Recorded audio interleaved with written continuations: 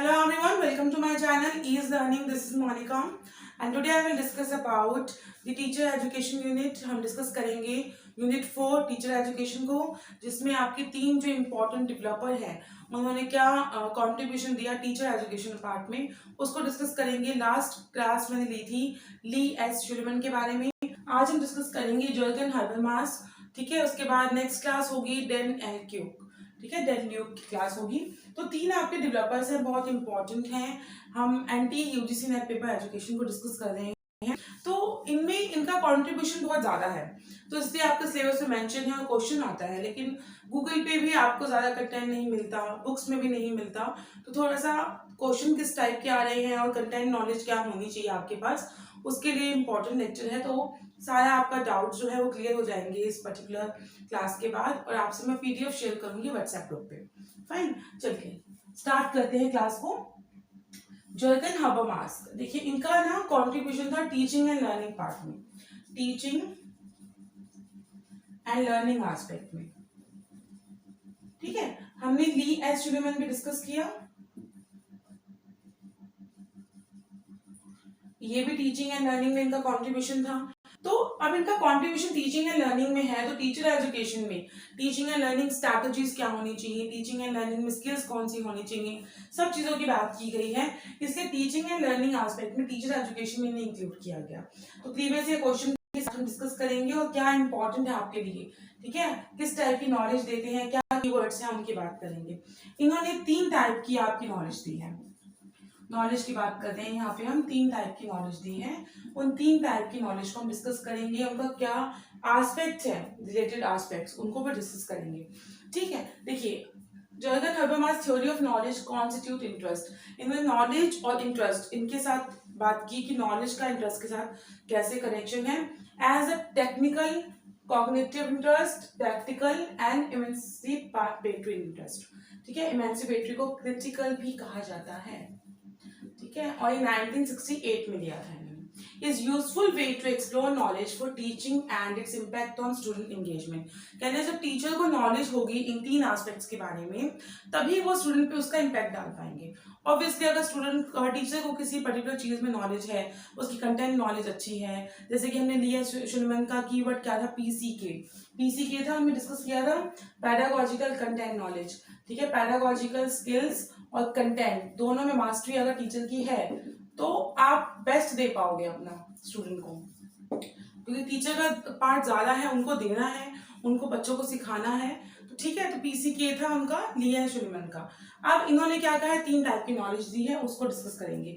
First we have technical और analytical form of knowledge, next we have practical interest, third we have critical and emancipatory interest, emancipatory interest. I don't know why I'm struggling so much. चलिए, ठीक है, 3 type की है, technical, practical and critical. Technical, practical and critical, clear. अब इन्होंने जो आपको question है ये एज इट इज आया हुआ है। इंटरेस्ट, इंटरेस्ट अगर टेक्निकल है, बहुत इजी समझोगे। टेक्निकल जिसमें आप क्या करते हो कि बिल्कुल इंस्ट्रक्शन बेस्ड टीचिंग होगी, जैसे what to do, what not to do, इस टाइप की बात करेंगे। तो इंस्ट्रूमेंटल और इंस्ट्रक्शनल, ठीक है, कैजुअल और एक्सप्लेनेशन, जहाँ एक्सप्लेन करते रहते हैं अपनी क्लासरूम एनवायरनमेंट में, बच्चों को बताते रहते हैं कि what to do, what not to do, ऐसे क्वेश्चन लिखना है, ऐसे आंसर लिखना है। छोटे बच्चे हैं, उन्हें क्वेश्चन आंसर की फॉर्म में, और आपके सीनियर क्लास है तो तब भी उन्हें हम इंस्ट्रक्शंस देते हैं, तब भी उन्हें बताते हैं कि क्या करना है, कैसे करना है। तो बेसिक स्टेप टेक्निकल। ठीक है, तो इसका इम्पैक्ट क्या आया, तो इसमें काम पे ध्यान दिया, मीडियम क्या था, वर्किंग, जब आप कर रहे होते हैं काम। साइंस कैसी आई कि empirical, analytical and natural science. ठीक है, एनालिटिकल एनालाइज करते हैं आप, इंपेरिकल एक्सपीरियंस भी कह सकते हैं उसे, नेचुरल साइंस। ठीक है, प्रैक्टिकल, अब एक्सपीरियंस का जो मेन पार्ट है वो यहाँ आएगा। प्रैक्टिकल, डेमो देना, जितना इजी हो सकता है मैं आपको कोशिश करूंगी एक्सप्लेन करने की। प्रैक्टिकल, प्रैक्टिकल मीन्स अंडरस्टैंडिंग, यहाँ पे इंस्ट्रक्शन बेस पे काम चल रहा है, बिल्कुल टीचर ओरिएंटेड पार्ट है। यहाँ पे प्रैक्टिकल, थोड़ी सी अंडरस्टैंडिंग होती है बच्चों में, लैंग्वेज डेवलपमेंट होती है। ठीक है, और हार्मोनेटिक और इंटरप्रेटिव साइंस ये होती है जहाँ पे आप अपने एक्सपीरियंस से सीखते हैं। अगर बच्चों को एक्टिविटी भी कोई सिखाएंगे, और इंटरप्रेटिव साइंस मतलब कि उन्होंने अपने एक्सपीरियंस से सीख लिया, वो पर्टिकुलर एक्टिविटी। तो प्रैक्टिकल करके दिखाया, जो नाम है वो मत समझिए, प्रैक्टिकल करके एक डेमो देकर सिखाया आपने, ठीक है। Next we have emancipatory interest और क्रिटिकल। क्रिटिकल होती है अटमोस्ट, सबसे इंपॉर्टेंट। आप लॉजिकली सही है ना तो आप डिबेट भी कर पाएंगे। क्रिटिकल नॉलेज या क्रिटिकल इंटरेस्ट, नॉलेज और इंटरेस्ट यहाँ पे सेम चीज है। क्रिटिकल नॉलेज या क्रिटिकल इंटरेस्ट की हम बात करें तो जब आपको पता है कि मान लीजिए 5+5 = 10, आप 100% श्योर है किसी भी पर्टिकुलर एस्पेक्ट के लिए, तो आप डिबेट भी कर लेंगे, आप लॉजिकली प्रूव भी कर देंगे कि आप सही हैं। तो वो तब आती है जब आप अपने कंटेंट पे आपकी मास्टरी होती है, आपको पता है कि आप 100% सही हैं। दैट इज आपकी क्रिटिकल इंटरेस्ट। यहाँ पे होगी आपकी रिफ्लेक्शन। रिफ्लेक्शन टीचिंग भी आपको याद होगी जब हम इतने समझदार हो जाते हैं कि दूसरों को एक्सप्लेन कर पाए। आपके बिहेवियर में, आपके रिफ्लेक्शन में वो चीजें दिखती हैं। तो रिफ्लेक्शन में आएगी यहाँ पे, आप जैसे वर्क काम करते वक्त, यहाँ लैंग्वेज सीखते वक्त, यहाँ पावर, आपके पास एक पावर है, आप 100% श्योर है कि आप जो भी बात कर रहे हैं उस पर आप डिबेट भी कर सकते हैं, आपको क्रिटिकल नॉलेज मिल गई है। तो क्रिटिकल साइंस यहाँ पे डेवलप हो जाती है। यहाँ क्या है, बिल्कुल बेसिक नेचुरल साइंस की बात की गई, एनालिटिकल साइंस की बात की गई। यहाँ पे interpretative science where experience plays a main role, and critical science यहाँ पे critical word आएगा। critical that means you can debate on it, ठीक है, आपके रिफ्लेक्शन में आएगी। तो ये सेम आपका क्वेश्चन आया हुआ है, आपको मैच करनी थी चीजें कि कौन सा पार्ट किसमें था। Technical your basic part, instrumental या इंस्ट्रक्शनल, ठीक है, इसमें आप एक्सप्लेन करते हैं कि what to do and what not to do. And practical your demonstration, जिसमें आप डेमो देके दिखाएंगे, प्रैक्टिकल करके दिखाते हैं टीचर्स। आपकी खुद की लर्नर का पार्टिसिपेशन भी होता है। This is totally based on teachers part, कि टीचर ही इन्वॉल्व रहेगी। This is teacher and learner both. इसमें लैंग्वेज आप सीखते हैं, कोई भी चीज़ आपने एक्सपीरियंस से सीखी, अपनी स्किल से सीखी। देन इमेंसिपेटरी, दैट मीन्स जहाँ पे आपने क्रिटिकल वर्ड देखना है। क्रिटिकल मतलब कि रिफ्लेक्शन में आएगी, आप में एक पावर आती है कि आपको समझ आ गई है, इतनी अच्छे से समझ आ गई है, इतनी अच्छी अंडरस्टैंडिंग हो गई है कि आप दूसरों को भी एक्सप्लेन कर सकते हैं। तो यहाँ पे आपको कैसी नॉलेज मिल रही थी, एक्सप्लेनेशन लेवल की। यहाँ पे आपको अंडरस्टैंडिंग हो रही है और यहाँ पर आपको रिफ्लेक्शन है। तो ये आपने कीवर्ड्स ध्यान रखने हैं, मैंने इसका पीडीएफ भी आपसे शेयर करूंगी मैं। मीडियम क्या है, यहाँ काम करते करते सीखते हैं, लैंग्वेज डेवलपमेंट के वक्त सीखते हैं। पावर, दैट मीन्स कि जब आपको प्रोजेक्ट दिया जा रहा है और आपने खुद से बिल्कुल किया है तो एक अच्छी फीलिंग आती है ना कि आपने करा खुद से बिना किसी हेल्प के, तो वो पावर यहाँ पे रिफ्लेक्ट होगी, ठीक है। तो यहाँ पे साइंस की अगर बात करें तो एनालिटिकल और natural science, then we have interpretative science based on your experience, then critical science, ठीक है। चलिए, अब इसमें एक और आपको डायग्राम है जिसमें सारे और अदर एस्पेक्ट्स क्लियर हो जाएंगे, ठीक है। टाइप्स ऑफ नॉलेज, अगर first we have technical knowledge, then practical, then your critical knowledge. Then perceived role of education, अगर एजुकेशन की बात करें तो रिप्रोडक्शन, सोशलाइजेशन, वोकेशनलाइजेशन, कोई भी चीज आप इंस्ट्रक्शन दे रहे हैं तो उसमें आप चीजें सीख जाते हैं।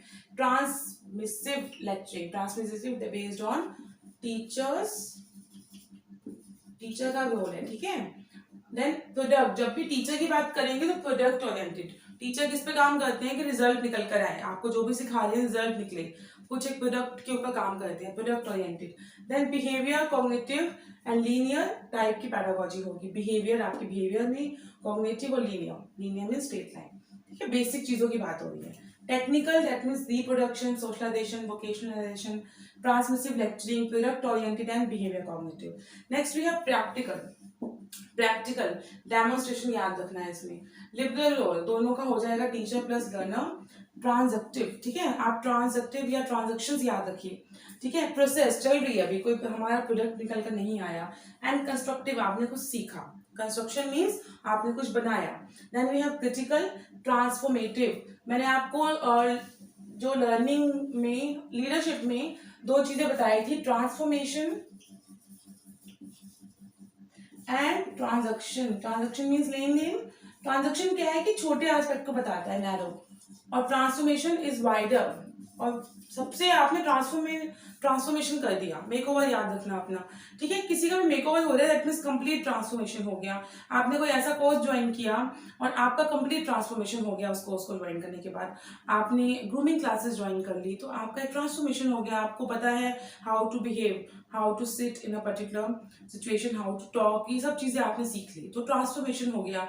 आपने कोई स्किल डेवलपमेंट की, आपने ड्राइविंग सीखी तो आप में एक स्किल आ गई, आपका ट्रांसफॉर्मेशन हो गया। पहले वो स्किल आपको नहीं आती थी, अब आ गई।